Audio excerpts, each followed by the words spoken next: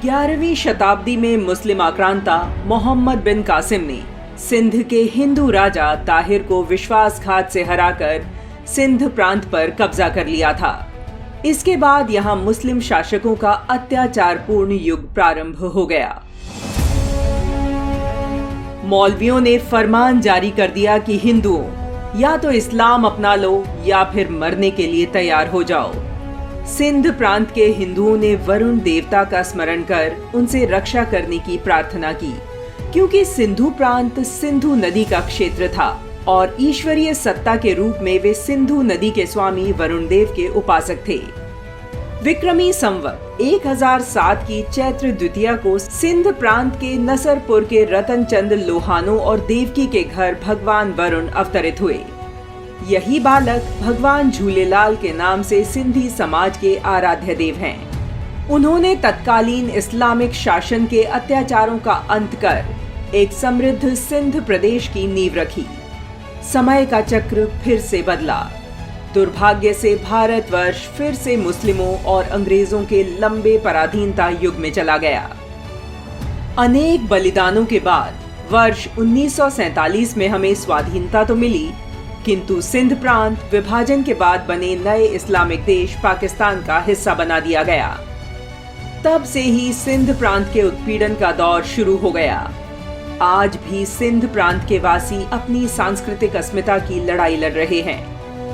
1967 में पाकिस्तान सरकार ने यहाँ के निवासियों के ऊपर उर्दू भाषा थोप दी। यहाँ के लोगों ने इसका विरोध किया और इसके फलस्वरूप सिंधी अस्मिता का जन्म हुआ। 1972 में बांग्लादेश अपनी सांस्कृतिक अस्मिता को बचाने हेतु पाकिस्तान से अलग हो गया। इस संघर्ष से प्रेरणा लेकर सिंधी राजनेता जीएम सैयद ने जीए सिंध तहरीक नाम का संगठन गठित किया और सिंधु देश का विचार लोगों के सामने पेश किया। जीएम सैयद को पाकिस्तान ने 30 साल तक कैद रखा। 26 अप्रैल 1995 को कराची में कैद के दौरान ही इनकी मृत्यु हो गई।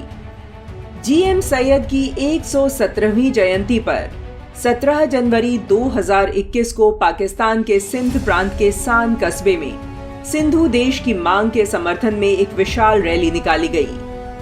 इस रैली में सिंधी लोगों ने भारत, अमेरिका, फ्रांस और सऊदी अरब के राजनीतिक प्रतिनिधित्व से सहायता की गुहार लगाई। उनका कहना था कि पाकिस्तान उन्हें केवल उनके प्राकृतिक संसाधनों के लिए इस्तेमाल करता है। पाकिस्तानी सेना उनका उत्पीड़न करती है। पाकिस्तानी रिसर्चर और लेखक ताहिर मेहदी अखबार डॉन में लिखते हैं कि जहां भारत का सिंधी समुदाय आज भी खुशहाल और संपन्न है, इसके ठीक उलट पाकिस्तान के सिंधी गरीब हैं। सिंध के उत्पीड़न की नींव धर्म के आधार पर विभाजन के समय ही रख दी गई थी। पाकिस्तानियों ने बंटवारे के बाद आए लोगों को मुहाजिर कहना शुरू कर दिया। पाकिस्तान के पहले प्रधानमंत्री लियाकत अली खान खुद एक मुहाजिर थे। उन्होंने सिंध में मुहाजिरों के लिए सरकारी नौकरियों में 2% सीटें आरक्षित करा दी, जबकि सिंध में उनकी आबादी केवल 1.3% थी। 1970 आते आते पाकिस्तान में 33.5% गजेटेड नौकरियों पर मुहाजिर तैनात थे। इस कुटिल नीति ने अपने ही क्षेत्र में सिंधियों को हाशिए पर धकेल दिया।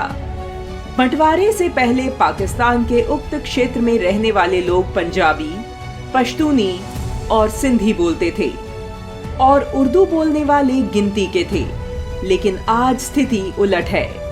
सिंधी संस्कृति को समाप्त करने का कुचक्र पाकिस्तानी सरकार के द्वारा लगातार चलाया जा रहा है। इसी का परिणाम है कि सिंधी समुदाय लंबे समय से एक स्वतंत्र देश की मांग उठाता आ रहा है।